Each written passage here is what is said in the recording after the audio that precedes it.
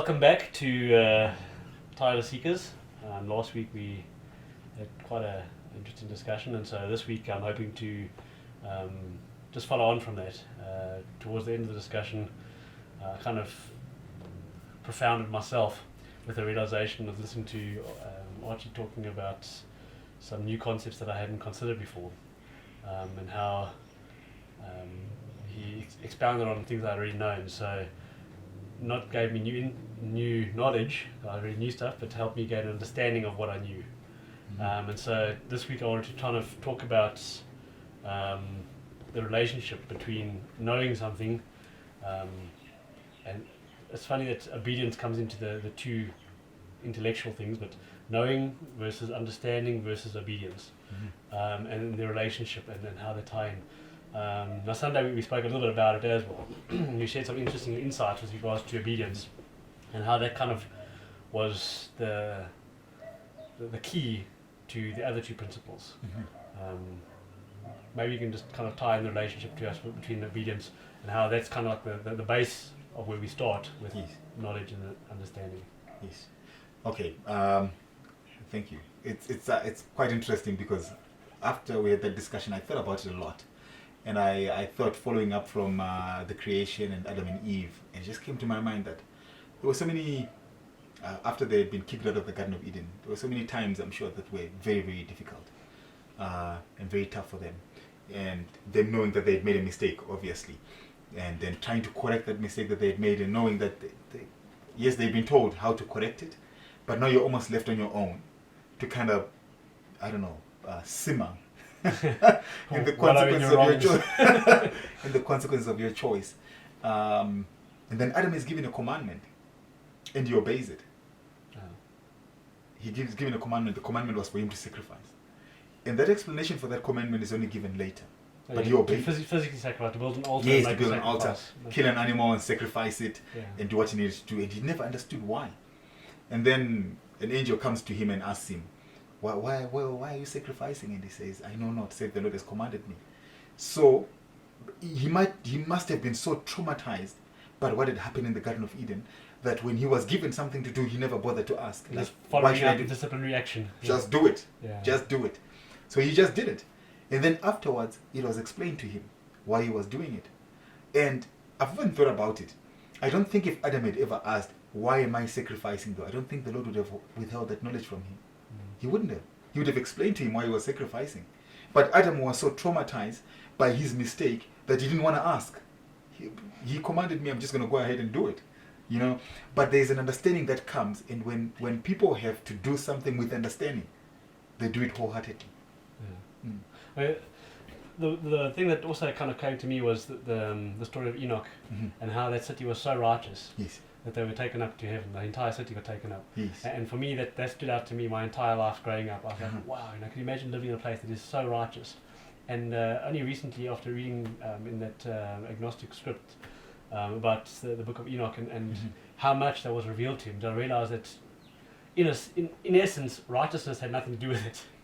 It wasn't blind obedience. His obedience had nothing to do with him being good and returning to Heavenly Father, but his actual knowledge, the wealth of insights he'd been given, was unbelievable. The Gnostic scripts actually talk about him being taken to heaven for a period and instructed in heaven, in the realm of heaven, and then coming back to earth to record his instruction. And it just then brought on to me how obedience alone wasn't getting away, but also knowledge, understanding and knowing these things. I don't know your thoughts on knowledge, I guess, because we were in the worldly sense we're told knowledge is power. Knowledge is power. We're just going to study. Knowledge is power. But in essence, knowledge actually isn't everything either. Yes. Well, in knowledge, if it's knowledge just for the sake of information, it's not powerful. You know, but if it's knowledge coupled with experience or understanding, once you understand what the knowledge is, you're more able to be obedient. So let's say, for example, there's someone out there who is looking at a scripture like, you know, the story of Elijah. Elijah is told he needs to go to Zarephath. He's going to be fed by a widow, for that matter. Elijah could have said, I don't know, it must have crossed his mind like, excuse me, there is a drought and I'm going to a widow to be fed? Yeah. Are you serious? Like, Send me to the king. Send me to the mayor of the city, for him to feed me. But Elijah had so much experience with the Lord that it made sense for him. Yeah. He understood. I guess evidence of that, if he hadn't understood, things got even worse for him when he did arrive. Exactly. Imagine that. So Elijah is now being sent. We are not necessarily given all the information that we need. If Elijah had been told, you're going to go to the woman in Zarephath, she's poor, she's hungry, she doesn't have anything, but the more she feeds you, I will bless her, she will have the thing that she needs. Yeah. What faith would Elijah have needed for him to do that? Yeah. What faith would that woman have needed for her to feed him? Yes. So he gets there.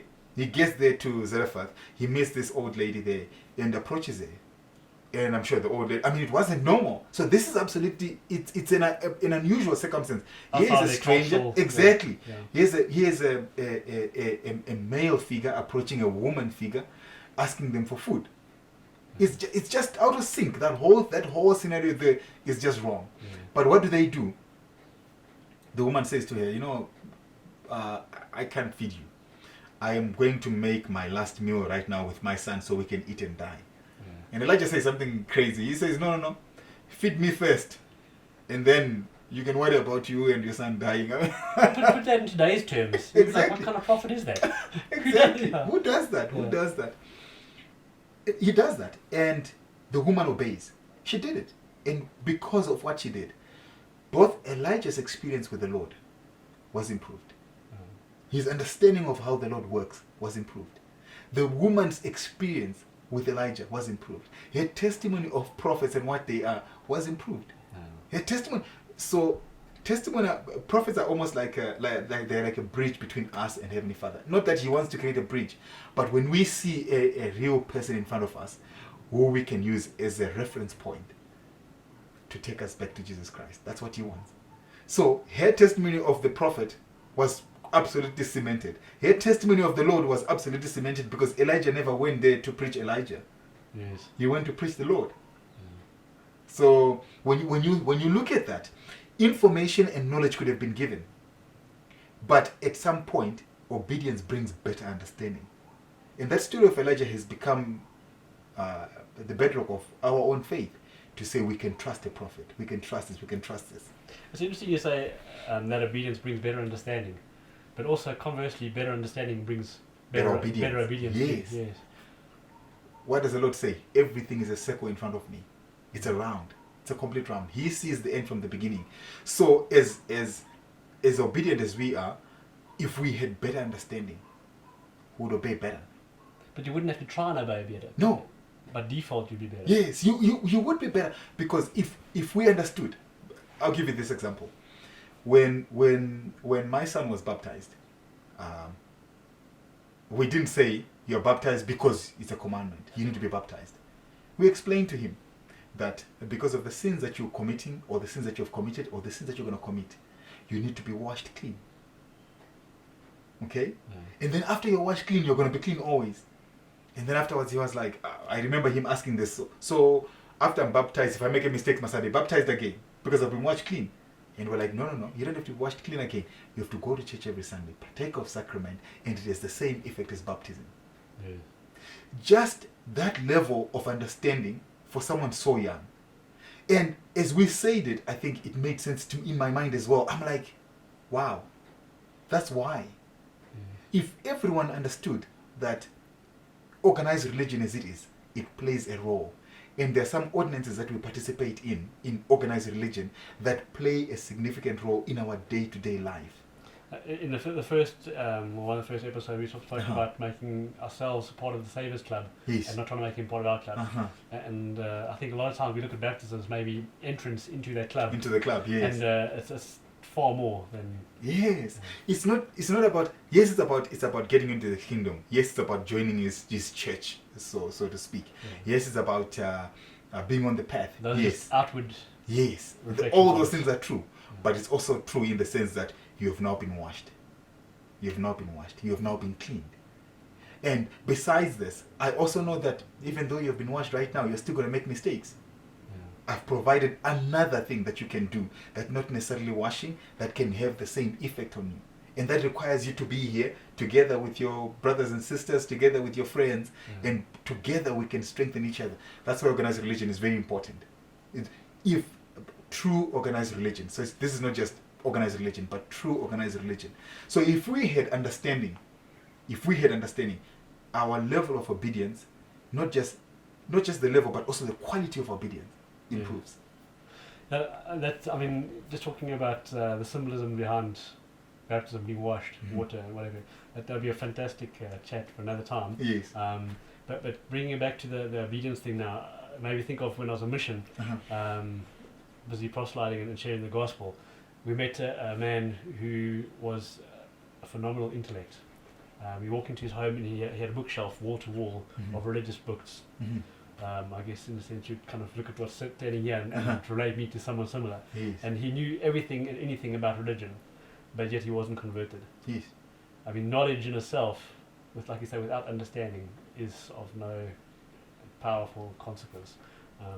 I think also when I was working in the printing industry, and I moved companies and I had to learn new operating software for doing design layout, and the person orientating me went through the system and took me through the software and said, okay, you click this, you click that, you move this here, and you do this, and that's how you do it. I said, but why?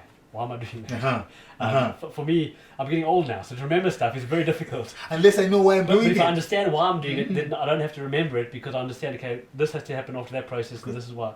So in that sense, I like your analogy of talking about how understanding is a very enabling power for obedience. I don't have to try and be obedient because I understand why it's necessary, so I choose to be obedient because the consequence, I'm choosing consequences over choosing a pat in the back. Yes. I'm liking these consequences more, and that's why I'm choosing to be obedient, because I now have a full perspective. You spoke also not just about Adam's need for obedience until he understood, but there was another individual you spoke about in the book of Nephi. Maybe you want to relate that experience and what Nephi went through. Yes. So Nephi, he's told he needs to go and get the brass plates. They go back. The brass plates were then the record of the Jews. Which is part of the Bible, yes. It's part of the Bible. So they're going to leave this place here where they have access to this culture, this tradition, this religion, this language, and they're going to move away from that place. So their whole understanding of life as it was before will be absolutely decimated, because it would have to be oral history. So they needed to have a record. So they're told, you need to go back and get the brass plates. The Bible, so to speak. Yes. So you need to go back and get the Bible, which is the Old Testament. They went back to get the Bible. And there was this man, Laban. He has control of this particular record that they want. He's refusing to give it up. They have that whole episode, it happens, and then Laban gets drunk. Numerous times refusing to give the records up. Yes, he refuses after many times, yes. So this particular Laban, he refuses to give the record, and then he gets drunk on this one particular night. And Nephi goes back, and as he's walking there, going to Laban, he doesn't know what he's going to do to get these plates here. This guy has got an army protecting him. He's got weapons from here to Kingdom Come protecting him. So Nephi walking in there literally is like blind faith. That's just blind. I know I need to do this because the Lord has told me to do this, so I'm going to give my all and die trying, literally. I'll die trying, but I'm going to try. So he goes there. He gets there and he finds Laban lying down. And the spirit says to him, kill him. Take his life. Nephi is like, no. I've never taken a life before. No, I'm not going to do it. No, you must kill him. Nephi says, no. He is actually refusing a direct order. We've never thought about that. He is refusing. And yet, last week you said that if God commands it, it makes it right. Yes. I'm coming to that. Despite the fact that it's right. Exactly. So Nephi says, no, I've never killed before. And killing is wrong. And then the Spirit explains to him, the Lord kills the wicked for the benefit of those who are righteous. And then explains to him, he even goes further and explains to him, if you don't get the record, you're not going to have the commandments. So you're not going to be able to keep the commandments. Yeah. How well is it going to work for you? You're not going to have these records here, which are actually a preservation of your own language. How are you going to teach this language to your children? You're not going to have any oral traditions. You're not going to have this. You're not going to have that. What happens to your society that you're hoping to build? It's absolutely dead before it even starts. Yeah. So he explains to him why Laban has to die. Not why Nephi has to kill him, but why Laban has to die. Because he is a hindrance to the work moving forward. As soon as Nephi understands that, he follows through. The moment he understands that, he follows through. He was more obedient. Nephi never glorified the killing of Laban. He never said, I killed Laban. The Lord killed Laban. Because he explained to him, Nephi was only an instrument in the Lord's hand. I think that's significant. You actually mentioned that also to me previously too, that had he done it without the understanding, it wouldn't have been the Lord killed Laban. It would have been I've killed Laban. Yes. And for a reason I don't understand. I don't understand. I'm guilty, I'm a murderer. And so he would have been destroyed as a person. Exactly. Understanding helped him get through it as well. Exactly. Yet we have a clear commandment. You just said, no, I said the last time that whatever God commands is a commandment. If he tells you not to do something, it becomes a commandment. If he tells you to do it, you must follow through. Yes, we must follow through. For example, we're just talking about baptism right now. Our children are not born into a wilderness. We're not born into a wilderness. We're born into a family. The family helps us, teaches us, and helps us to understand. They are there to help us to understand. So, you as a father, me as a father, we have an obligation to help our children to understand, not to force them into obedience. Yeah. No matter how true we know these things are, no matter what it is, we have an obligation to teach them, which is the more difficult way, but that's the higher way to help us to understand. I think teaching is what brings the understanding. You can read all the books in the world, but until you teach somebody the process. Joseph Smith said something similar. He says, I teach people principles and they govern themselves. Yes. And that's what Heavenly Father has done for us. Yes. Helping us, our obligation, He's given us all the materials, the scriptures, the prophets, the leaders, throughout time, prophets, to read. And we need to learn. It's our obligation to learn and understand. And then that's what inspires us to change who we are, and become. If you think of a commandment, if there's a commandment that I'm struggling with, if I understood why it was given, it becomes easier for me to live it. So there could be commandments that I'm obeying, but I'm obeying them blindly, simply because the Lord has commanded. But He never withholds knowledge if we ask Him for it. If we ask Him for understanding so we know the reasons why it's given. Take any commandment, whatever it is, there's always a reason why it's given. Yeah. I shared this, I'm glad you mentioned the commandments. I shared something similar with my daughters because after a discussion, we discussed this like on Sunday, and after discussion I came home and I excitedly told my family what I just discovered and learned. And I said to them, understanding, the importance of understanding why we do things is so significant. I said to the girls, if I come home and I say to you, Kate, your mom and I are going out, there's a bowl of Smarties here, you're not allowed to touch them. Yes. When we get back, they better still be here. I can guarantee you, if we are for 2 hours, we get back, someone's stolen some Smarties somewhere. But if I say to them, listen, there's a bowl of Smarties here, don't touch them. There's a rat in the house, I've sprinkled Ratex on them, there's poison in them, they're for the rat. Then no one will touch them, guaranteed, because I understand why. Why? And so the story of don't do it because I said so doesn't work. It doesn't work. It doesn't work. It doesn't. No. And parents, aren't you there struggling there saying to me, I told my child, don't do this because I told you to do it. Why am I supposed to? Because I said so. Yeah. Take the time to explain why. And sometimes you know the reason why. Maybe you can't articulate it. Find a way of putting it across. Whatever it is, be it, I don't want you to go out at night with your friends. I don't want you to play in the street. Whatever it is that you want to teach your child. If you took the time to explain to them. And parenting, it's not an event, eh? It's not an event. It's an ongoing thing. It's every day. It's not really a journey either. It's more of a theme park. Exactly. It's like it's not even a marathon. I don't know. I don't know. But if you took the time to explain to your child, you shouldn't play in the... Not I don't want you to play in the street. No. The reason why you shouldn't play in the street is because of this. Yeah. This would happen to you. That's why you shouldn't play in this. That child, you never find them in the street because they understand. And more than understanding, the reason also is always underlined by love. And I think that's what we can feel from our Heavenly Father also. All His commandments are underlined by love. Yes, He doesn't want us to do this, but it's so much fun. But the eternal consequence or the related consequences to it would be harmful to us in the long run. And because of His love, He is prohibiting us. And I think if we can get that across to our children as well, it'll really help with... like I say, we're always complaining, life's so rushed, we don't have time, But if you sacrifice 5 minutes, you'll save yourself 10 years. Exactly. So, yeah. You'll save a world of pain. Think of it this way. You have a principle that you want to teach a child. And I'm sure some parents are thinking, they're like, but Heavenly Father, I mean, I see commandments only, I don't see the reasons why they're given, or I'm not even helped to understand. If you go into the scriptures and you read those stories in the scriptures there, understanding will come to you. You will understand why every single commandment was given. And the more you understand, easier it is to follow it. So whatever it is that you're struggling with, and I know we're struggling with many commandments, there are many commandments that I'm not living the way I should be living them. And as I'm speaking to you right now, I'm only realizing the only reason maybe I'm struggling to live them is because, not because I'm disobedient, not because I'm a rebel, but because I don't understand. I don't understand. Now, the obligation for me to understand doesn't rest on anyone else, it rests on me.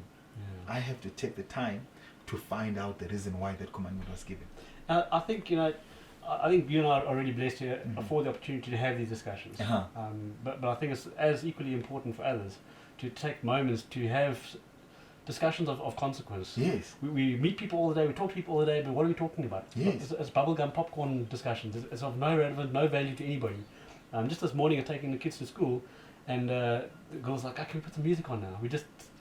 Normally we're rushing out the door, so on the way we volunteer somebody to say the morning prayer, and after the morning prayer, can we put some music on? I was like, why do you want to put music on? You get to school and it's school and learning and teachers and after school sport. You get home, it's homework and it's music and it's all sorts of things going on, bath, supper, bed. Where do you have time to sit and think in your own thoughts? And I said, let's just enjoy the peace and quiet. And eventually my daughter in the back said, well, if you guys keep talking about thinking, I can't think. Be quiet so I can think. So I can think. So it was a nice opportunity just to sit and think, our days are so busy, so full of things. I think often that's Satan's trick also. Yes. Is that he fills our days so full with irrelevant stuff that we actually don't take the time, that moment to just sit and think about the significant things of our day and where we're going to, what we've accomplished, what we still need to accomplish, and just reassess things. I mean, just thinking about what you're saying right now, you could have said to them, just be quiet. Why? Because I said so. Just be quiet because I said so. But you took the time to explain to them why. And immediately, someone is saying to you already, stop talking about things so I can think, because I've explained to you why. She now understands. So it's not just, I'm following my dad because I must follow my dad. I promise you, God is the same. He doesn't want you to just obey him for the sake of obeying him. We just had 2 examples here of Adam who had been so terrified and never got a chance to ask, why am I doing this? And Nephi, who wasn't terrified and he said, no, I'm not going to do it. Why am I doing it? You already told me this is wrong. So I need you to help me to understand. Why should I do it? And God is not, he's not an autocrat. We think he's a dictator. He's not a dictator. He gives us these principles here, and it almost sounds like it's a contradiction in terms, like an oxymoron that God is not a dictator, because many people think God makes the laws and we must obey them because He has made the laws. If I don't, so that's a proper dictatorship. But it's not. He is only helping you. The reason why He gives you those laws because they're helping you to get to where you need to go. They're helping you to. If there's not a single commandment that's been given that doesn't play a role in your progression. Calling them commandments almost supports the dictatorship thing. Instead of just direction. I command you. Exactly. It's not a military. It's like you say, it's rules, laws that are eternal laws that He, like we've discussed this before, He Himself is bound to. Yes. And so we're not a border on blasphemy or try and drop God in the works here or say what He can and can't do again. But you were talking earlier about how God doesn't choose, or He doesn't not murder because he can't murder. He does it because he chooses not to. Exactly. And He chooses not to because He is omniscient. He has full knowledge and understanding of all things. So why would I do it? Because I have an understanding of what the consequences were, and the payoff isn't worth the sacrifice. And so, because of His pure understanding, He cannot do it. And it's encouraging that if we get to that stage where we understand something so purely, by default we just won't do it. I mean, it takes such a load of I'm so scared I'm going to do it, I'm so scared I'm going to do it. If you understand what the consequences are to doing it, you wouldn't do it. So there's no temptation to do it anymore because it's not tempting me anymore. Thank you. You know what, man? I'm glad that you made that example. I'm going to say something that's going to it's going to shock people. God can lie. He can lie. Yeah. He never lies. He has never lied before. You know why? Because He knows the consequences of lying. He understands that. Yeah. He has perfect knowledge of the consequences of it. That's why you never do it. People are going to say right now, oh, can you imagine I say that? You just said God can do anything. There's nothing that God cannot do. He can do anything, really. Yeah. But He chooses to do the right things. Every day He chooses to do the right things. His understanding and His appreciation of these principles are so high that it's become second nature to Him. It's second nature, that those principles are now associated with Him. He is now the author of those principles because He lives them as his nature. That's become his nature. But he could lie if he chose to. Yeah. He is free to choose. People almost say, no, but God doesn't lie. Like somebody is stopping him from lying. Yeah. And if somebody is stopping him from lying, what kind of God is he? Yeah. No one's stopping him from lying. He's not self-controlled. Exactly. Somebody's in control of him, but he chooses not to lie. Yeah. He chooses. Definitely. Because he understands. Well, we're out of time again, but I hope we've managed to expound on a little bit of what we ended off for last week. I thought, for me, this topic has been so significant. It's been on my mind since our last chat, and I just thought, if people can just grasp this concept of the importance of understanding the doctrines or the gospel of Jesus Christ, it makes your path in trying to follow him so much easier, because it's no longer a constant pull between right and wrong. It's just a controlled choice between consequences. And once you've made that choice, you don't have to make it again, because you now understand.